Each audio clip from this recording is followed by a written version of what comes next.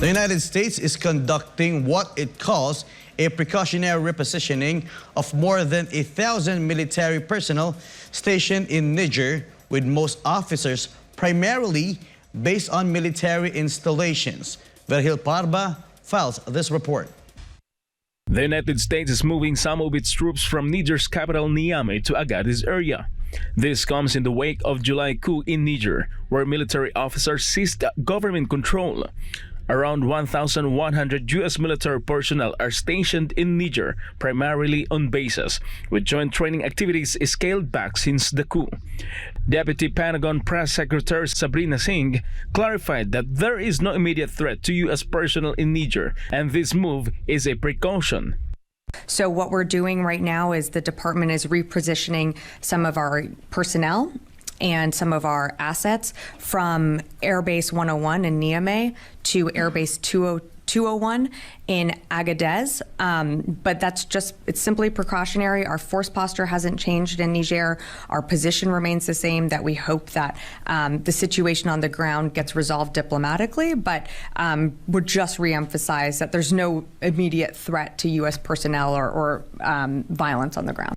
A small group of personnel will remain at Air Base 101 in Niamey.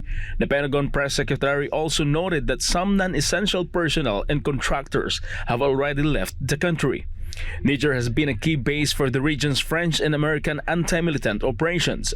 The U.S. action is unrelated to ongoing talks between Niger and France about withdrawing certain French military elements. French forces have faced calls from Niger to reduce their presence. In July, Niger's President Mohamed Bazoum was overthrown by his own guards and detained by coup leaders, sparking condemnation from the West African bloc ECOWAS, which threatened the use of force to restore civilian rule. Similar military takeovers have occurred in neighboring Burkina Faso and Mali, and the current leaders of these two countries are allies of Niger's junta military.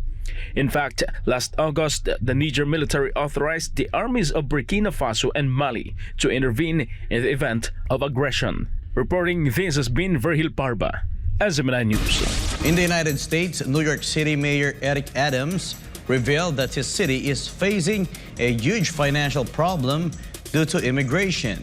He also said that mass immigration will destroy New York City unless something is done about it. Andres Santos is back for more news. And let me tell you something, New Yorkers. Never in my life have I had a problem that I did not see an ending to. I don't see an ending to this. I don't see an ending to this.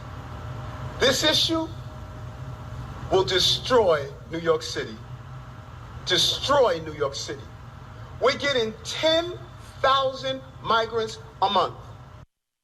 This video of Mayor Eric Adams immediately went viral online after he revealed that New York City was being overwhelmed by migrants coming from various countries across the world, and that the city is facing a $12 billion budget deficit. More than 10,000 migrants are coming to New York a month, and while most of the newcomers in the past years originated from Central and South America. The most recent ones included Russian speakers coming through Mexico and people from Western Africa. Every community in this city is going to be impacted. We had a $12 billion deficit that we're going to have to cut. Every service in this city is going to be impacted. All of us.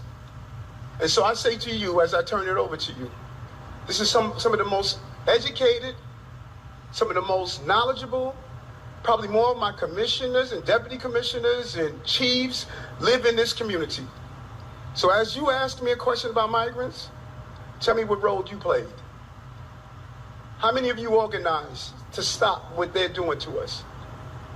How many of you were part of the movement to say, we're seeing what this mayor is trying to do and they're destroying New York City? It's going to come to your neighborhoods. All of us are going to be impacted by this. Adams has repeatedly sought the help from fellow Democrat U.S. President Joe Biden and Governor Kathy Hochul, apparently to no avail. The New York City mayor again asked them for more funding to expedite the work permits for migrants so that they could begin working and relieve at least some of the burden on New York City. A New York Times article reported that nearly 60,000 migrants currently occupy beds at the homeless shelters in New York City. A Politico article also reported that New York City spent $1.5 billion last fiscal year on housing and services for migrants, while receiving $140 million from the federal government. Adams' warnings were likely a complete turnabout of his words about immigrants, as he previously said that New York City was a sanctuary for immigrants under his administration. And on April of this year, the New York City Mayor Office announced the Immigrant Heritage Week to celebrate the arrival of 11,000 settlers to Ellis Island, 1907. Reporting, this is Andrea Santos, SMNI News. Due to fear of a nuclear war, Starlink CEO Elon Musk reportedly tried to shut down Ukrainian access to its satellite communications network when their forces were trying to attack the Russian fleet of the Crimea coast in 2022. But is there more to it? And what is the multi-billionaire's response? Let's find out more on Jane Cognita's report.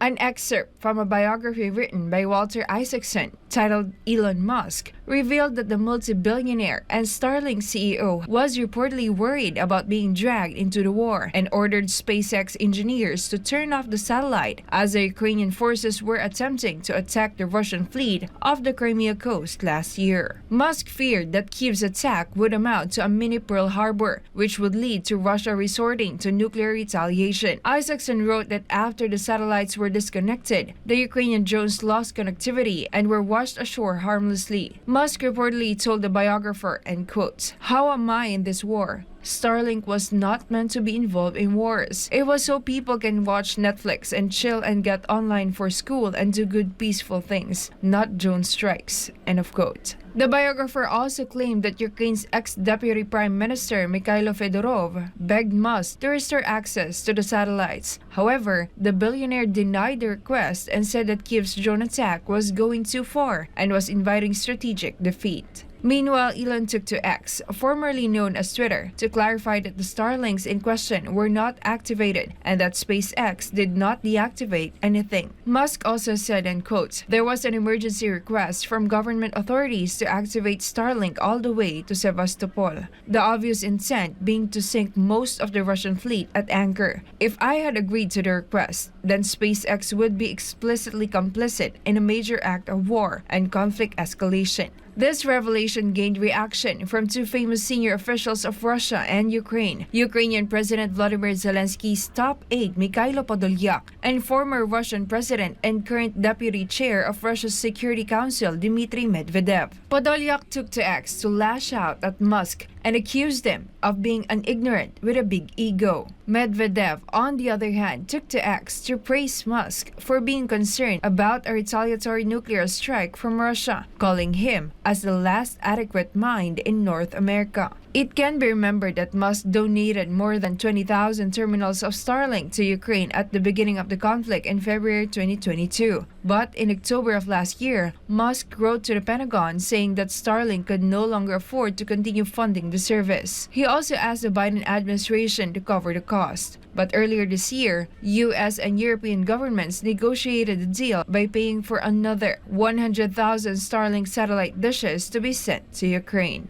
Reporting, this has been Jane Cognita, SMNI News. World leaders involved in the G20 summit have already arrived in New Delhi, India, but among the top leaders notably absent was Chinese President Xi Jinping, who reportedly skipped the big event and will be represented by Premier Li Qiang.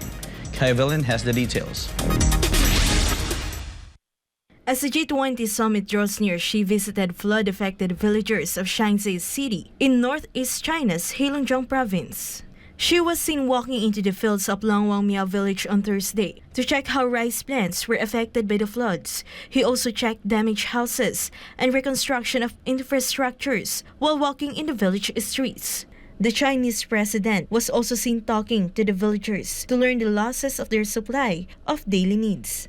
He then encouraged them to bolster their confidence to overcome difficulties and resume normal work and life sooner. The province of Heilongjiang was said to be China's biggest grain producer. CCTV Plus reported that the devastation affected 17 townships, 161 villages, and 23 communities citywide. Some 28,500 households, amounting to 79,000 people, suffered damage, with almost 5,000 homes wrecked, 27,640 hectares of grain crops ruined, including 24,680 hectares that were completely destroyed. Meanwhile, the Chinese government said recovery efforts and reconstruction are in full swing. Kai Villan reporting SMNI News.